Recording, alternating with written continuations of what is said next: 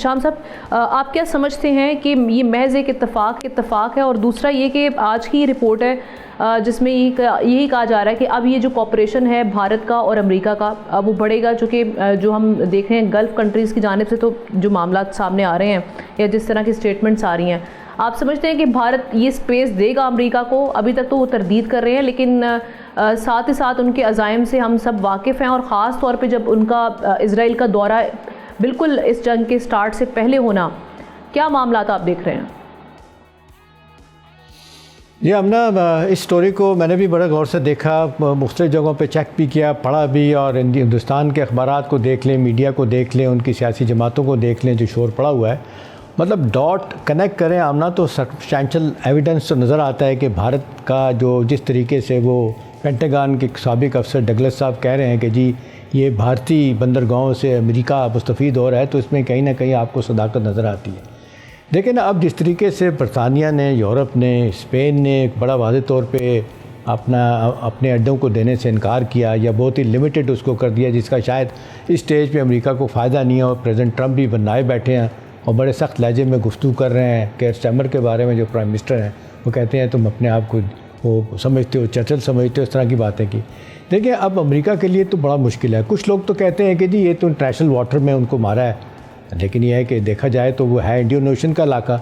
और उसमें तो उनके जो जहाज़ खड़े हुए हैं उनको तो ज़रूरत ही नहीं है, अपना जो एयरक्राफ्ट कैरियर है वहाँ पे अब्राहम लिंकन से वो आसानी के साथ ये कर सकते हैं, टॉर्पीडो कर सकते हैं, और उन्होंने किया है। लेकिन कुछ इतलात आ रही हैं कि ये बग़ैर किसी इंटेलिजेंस दिए बग़ैर शायद अमेरिकी भी नहीं कर सकते थे। लेकिन अब अमेरिका के लिए तो आमना ये भी मुश्किल हो गई है ना कि इसी रीजन में अब बे ऑफ बंगाल, डिएगो गार्सिया जो है ना, वो जहाँ पे बरतानिया का आप देख लें वो बहरी अड्डा है, 1814 से उनके पास है। अब ये 2015 में उनके साथ माहदा हुआ है, 2025 में मॉरिशस के साथ उनको वापस करना भी वापस नहीं किया। वो भी जो है ना अमेरिका एपरेंट लग रहा है कि बरतानिया ने उसको भी इजाज़त नहीं दी इस रीजन में अगर कोई कार्रवाई करनी है। तो बहुत से हवाले से तो लगता है कि अब जो अमेरिका को ज़रूरत है अपने पार्टनर्स की, अपने जो इत्तेहादियों की ज़रूरत है, वो तो सामने नहीं आए। अब तो सारी दुनिया में 3 नाम लिए जा रहे हैं कि जो चढ़ाई में है। हिंदुस्तान का बड़ा वाज़ेह तौर पे नाम आया, और अनटाइमली जो विज़िट किया उन्होंने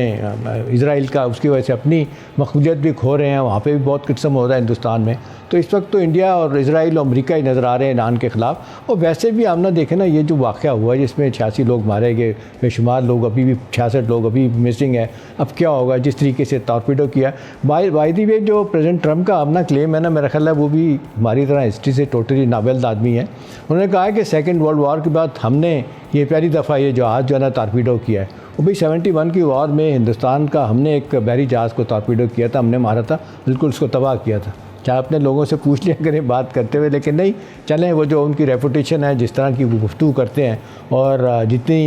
एरोगेंस उनमें इस वक्त आ चुकी है, वो तो कहते हैं कि जी हमसे बड़ा है ही कोई नहीं, हम तो दुनिया को तबाह कर सकते हैं इनडायरेक्टली। वो आँखें रशिया और चाइना को भी दिखाते हैं कि बीच में मत आना, लेकिन आप भी इसमें मारे जाएंगे। तो देखें इस वक्त सूरत हाल बड़ी बिगड़ रही है। अब लोग ये कह रहे हैं, हिंदुस्तान में लोग कह रहे हैं कि पाकिस्तान के साथ जो ईरान के अच्छे ताल्लुकात थे एक ज़माने में ख़राब हुए, हमारे ताल्लुकात बहुत अच्छे हो गए उनके साथ। और यही वजह कि आपको याद होगा कुलभूषण यादव जो जासूस है इंडियन ईरानी बलूचिस्तान से आया था, बहुत सारे लोग कहते हैं उस वक्त शायद उनकी हुकूमत की भी एजेंसियों की कनाइबंस थी। उस दौरान तो आपने देखा कि ये भी हुआ था, उसके बाद फिर ये भी हुआ था कुछ अर्सा बाद ईरान ने जो ड्रोन मारा था पाकिस्तान पे, फिर पाकिस्तान ने उसका जवाब दिया, फिर सुलह सफाई मामलात हमारे बेहतर हो गए। अब बहरहाल हमने देखा है जून की जंग के बाद और अब के बाद तो ईरान के अवाम भी, पार्लियामेंट भी, सब लोग पाकिस्तान की तारीफ़ कर रहे हैं कि जितना ओपनली पाकिस्तान खड़ा हुआ कोई साथ नहीं खड़ा हुआ। तो हिंदुस्तान में ये बहस हो रही है कि जी ये जहाज़ मारा गया, किस तरह मारा गया, आप जवाब दें। और लोग वही बात कर रहे हैं कि भाई आप क्यों गए थे वहाँ पे, जंग शुरू होने से एक दिन पहले आपने। एक चीज़ बड़ी अयां है और वो ये है कि बीजेपी और आरएसएस का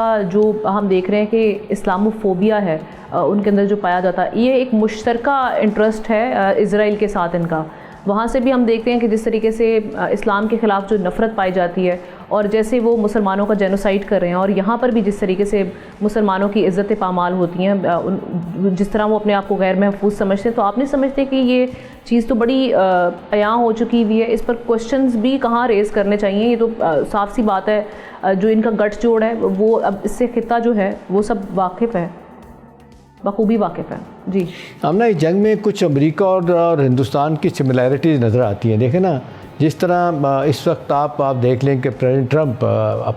अपने आप को जिस तरह की बातें कर रहे हैं, हैक सेक्रेटरी ने बयान इस्लामोफोबिया पे दिया, अब इसी तरह हिंदुस्तान के लिए भी जो है ना वो एक किस तरह की मुश्किलात हैं वहाँ पे आप देख लें जिस तरीके से सेकुलरिज़म ख़त्म हो रहा है, उनकी सियासी जमातें, उनका मीडिया, उनके थिंक टैंक ये कह रहे हैं कि जी इंतज़ार कर रहे हैं, जिस तरह इंतज़ार अमेरिका में हो रहा है कि 3 साल किस तरह से गुजर जाएँ प्रेसिडेंट ट्रंप की प्रेसिडेंसी के तो मामलात दुनिया के साथ बेहतर हों, इसी तरह लोग अब हिंदुस्तान में कह रहे हैं कि ये अब 2-3 साल रह गए, अब ये इनके ख़त्म हो, मोदी के कोई नया इलेक्शन हो, क्योंकि पॉपुलैरिटी उनकी बड़ी नीचे आ चुकी है। आपने देखा अब की बार 400 पार वाला मामला तो नहीं हुआ था ना, तो आपने देखे कोलिशन गवर्नमेंट के साथ बैठे हुए हैं, तो वहाँ पे भी बहुत ज़्यादा रिजेंटमेंट है, उनके लोग मुखालफिन बहुत आगे चले गए हैं। अभी देखें कल सोनिया गांधी ने बयान दिया, इस तरह मैं देखा था मानिका शर्मा एक बहुत बड़े जो डिप्लोमेट हैं, इनके मानी शर्मन नाम उनका, मानी शर्मन, वो पाकिस्तान में भी रहे हैं, इधर सफ़ीर रहे हैं, इस्लामाबाद में भी रहे हैं, वो तो अक्सर पाकिस्तान के साथ बड़ी मोहब्बत की पींगे डाल रहे होते हैं। मानी शंकर नाम उनका। क्यों ना हो, जब अमेरिका से प्रेशर आता है तो हमने देखा कि किस तरीके से रशियन ऑयल जो उसकी खरीदारी है वो हॉल्ट कर दी गई हिंदुस्तान की जानिब से। तो आप समझते हैं कि आने वाले वक्तों में अमेरिका के साथ ताउन के लिए हिंदुस्तान खुलकर ये पोजीशन लेगा?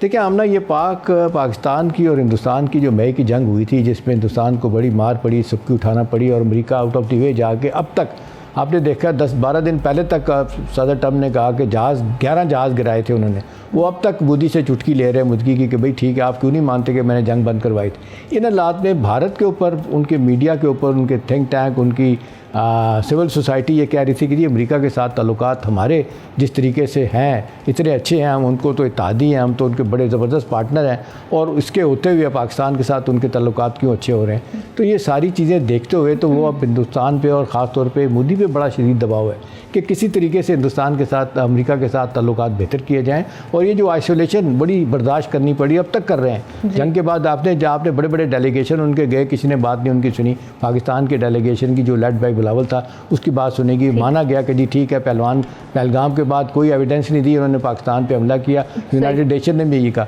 तो वो मामला जो सुबकी बूदी को और उनकी सरकार को उठानी पड़ रही है ना, एक तो वो चाहते हैं कि अमेरिका के साथ ताल्लुकात उनके बेहतर हो जाएं, वापस हो, पाकिस्तान उनसे दूर हो जाए। दूसरा उनका यह है कि इजराइल के साथ तो मिलकर एजेंडा उनका, देखे ना जिस तरह वो बस्तियाँ ख़त्म कर रहा है, गैर कानूनी बस्तियाँ बना रहा है, वहाँ पे यही काम हिंदुस्तान कर रहा है मकबूजा कश्मीर में।